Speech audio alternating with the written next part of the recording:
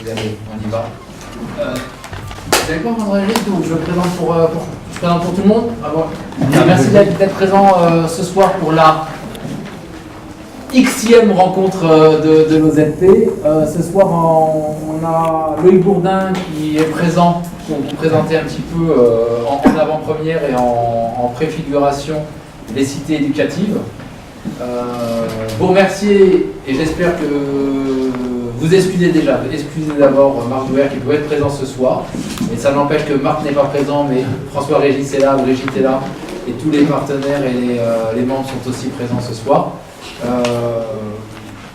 Vous remercier aussi, je pense que vous avez été nombreux à participer à ce questionnaire qui a été mis en ligne et qui continue d'accueillir un certain nombre de réponses. On est à plus de 100 réponses aujourd'hui, ce qui est bien, ce qui est quand même assez important, ce qui montre bien, en tout cas, l'engagement de l'OZP à faire vivre l'éducation prioritaire, ce qui montre bien aussi qu'il y a au sein des personnes qui composent l'éducation prioritaire une volonté véritablement de s'interroger sur ce qu'elle est aujourd'hui. On en a discuté beaucoup ensemble. Il serait important de savoir ce que va devenir l'éducation prioritaire. Et comme vous le savez, il y a une mission qui a lieu en ce moment, le rapport Azéma-Mathieu, qui est en train d'avoir lieu qui est en train je pense, d'arriver à ses conclusions. En tout cas, on peut l'espérer. Les conclusions vont bientôt nous être présentées. Et sur ce rapport-là, on sent qu'il y a deux constantes, ou en tout cas deux idées fortes. La première, c'est l'idée des CP, de CE1 dédoublés. On en a discuté avec François Régis. Ça, c'est une idée qui aujourd'hui qui fait, en tout cas, un point important de l'éducation prioritaire. Et la deuxième chose dont on entend parler un peu plus précisément dans les temps qui sont les nôtres en ce moment sur une éducation prioritaire qui est un petit peu ballottée, c'est la question des cités éducatives.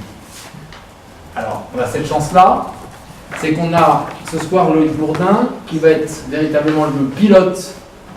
Et en tout cas, on espère que c'est un pilote qui sait où il va. Et ce soir, c'est lui qui va nous le dire.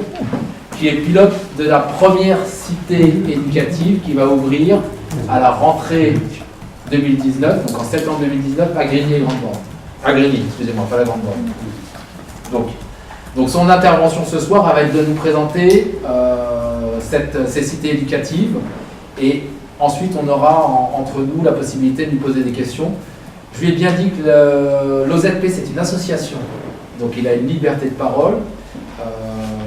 Loïc Bourdin va vous expliquer son curriculum, mais on est quand même en tout cas, on est encore en service dans l'éducation nationale pour beaucoup, et c'est vrai que là-dessus, sa liberté de parole, elle va aussi s'exprimer par rapport à ça, ce cadre-là ce soir. Donc dans un autre cadre, si vous êtes amené à un jour voir Loïc Bourdin, vous verrez qu'il a des fois une liberté de parole qui est dans les différentes missions qui lui sont confiées. Mais ce soir, il a accepté de tout nous dire, de tout nous expliquer et vraiment vraiment de voir avec nous comment ça s'est construit cette cité éducative. Voilà. Loïc, merci.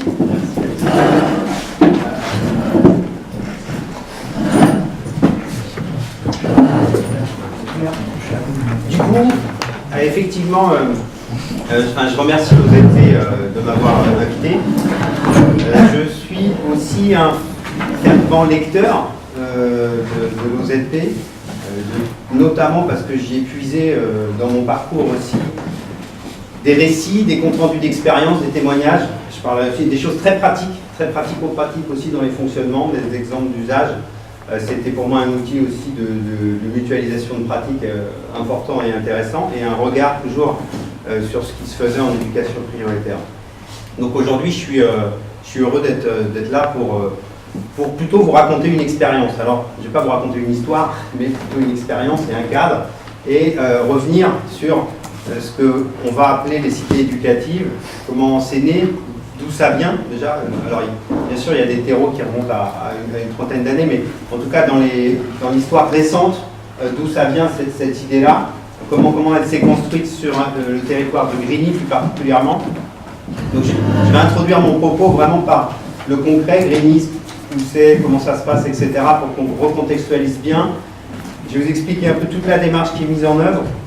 Bien entendu, et Alexis l'évoquait, moi je me considère comme un opérationnel, et donc forcément, un opérationnel, je ne vais pas vous vendre du rêve, ce n'est pas mon objectif aujourd'hui, de vous dire que tout va bien non plus, mais au contraire de vous dire ce qui me semble pertinent dans le cadre de ce projet-là, et les points de vigilance peut-être que les uns et les autres devraient avoir dans une projection d'un développement d'une 60 à 80 cités éducatives.